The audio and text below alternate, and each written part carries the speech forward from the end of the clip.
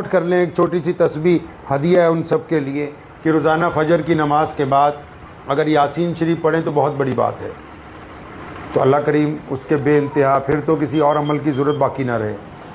यासीन शरीफ के साथ एक छोटा सा अमल है, वो ये है कि एक तस्बीह दुरूद शरीफ की पढ़नी है। मर्द हजरात भी पढ़ सकते हैं।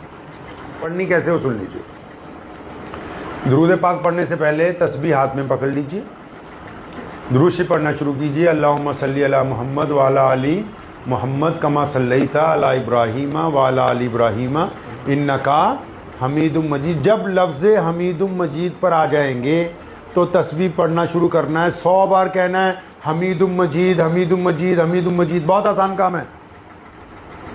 कितनी बार पढ़ना है जी? हमीदुम मजीद कितनी बार? अब ये आधा दुरूद पाक हुआ, फिर अगला पढ़ें अल्लाहुम्मा बारिक अला मुहम्मद व अला आली मुहम्मद कमा बारकता अला इब्राहीम व अला आली इब्राहीम इन्नका। ये फिर दोबारा हमीदुम मजीद कितनी बार?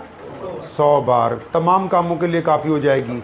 दिल को दुरुस्त करने के लिए, जादू के लिए, टूने के लिए, बीमारियों के लिए, ज़ुबान की दुरुस्तगी के लिए, मिजाज की दुरुस्तगी के लिए, घर के मसाइल के लिए, जितनी परेशानियाँ, जुमला तकालीफ, उनके लिए ये अल्लाह के जो नबी अलैहिस्सलातु वस्सलाम का दुरूद पाक है और उसमें ये जो अल्लाह करीम का नाम बीच में शामिल किया गया है, ये तमाम चीज़ों के लिए काफ़ी हो जाएगा।